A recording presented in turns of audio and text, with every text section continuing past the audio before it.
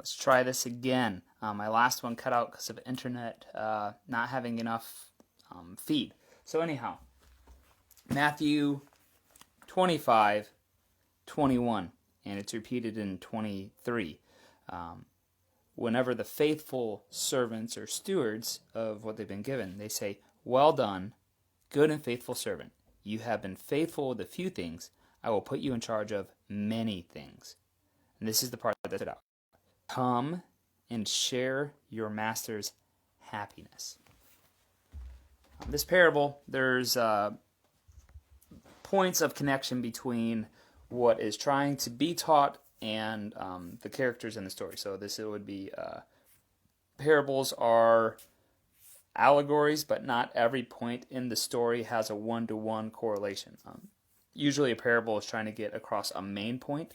And so in this story, though, since it's repeated twice, you've been faithful, well done, good and faithful servant. You've been faithful in a little, you will be given more, and come share in the happiness or the joy of your master. And so I want to just do a quick little point out thing. Joy is has a similar root to the word for gift. And so there's a word play here. Because you've been faithful with the gift you've been given, you are able to come share in the joy that the master has, or that the Lord has. So that right there, I just thought was interesting from a language standpoint. But just more so, I believe we oftentimes view faithfulness to the tasks or using the talents and gifts that we've been given as a duty and a drudge and a dreary thing.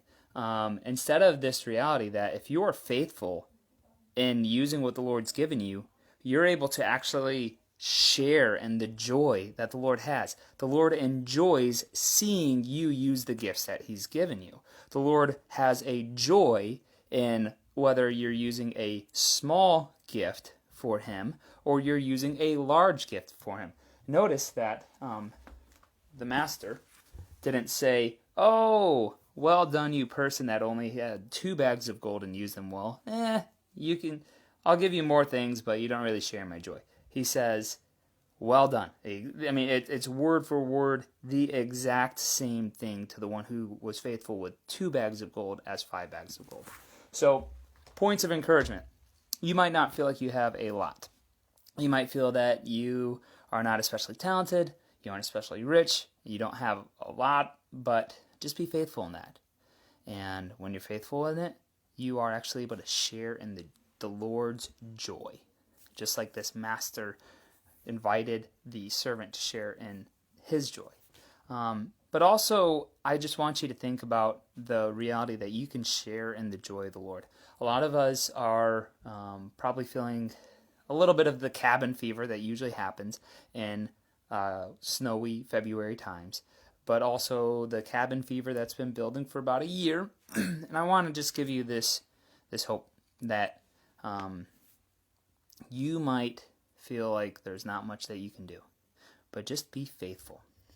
And inside of that faithfulness, you can know that the Lord Himself is being joyful, and you are able to receive a blessing of being able to participate in the joy of the Lord. So I was encouraged by this because as a father, it's not super grand and exciting to do a lot of father things. But if I'm faithful in that, the Lord is joyful, and I'm able to share in that joy. So what the challenge I gave my congregation on Sunday was, what are you good at and what do you enjoy? Those would be talents that you have. And then I would say a third area, what do you think the Lord has blessed you with? And then use that just use that faithfully. Be faithful in it. And in your faithfulness, know that you're causing the Lord joy and you are able to participate in it. Life doesn't have to be super complex. It doesn't have to be that you have to come up with a master plan to change and radically alter all of your community and life and that succeeds. And no, it's be faithful. Faithfulness, faithfulness, faithfulness. The Lord calls His people to be faithful. And inside of that faithfulness, is where the greatest blessings come.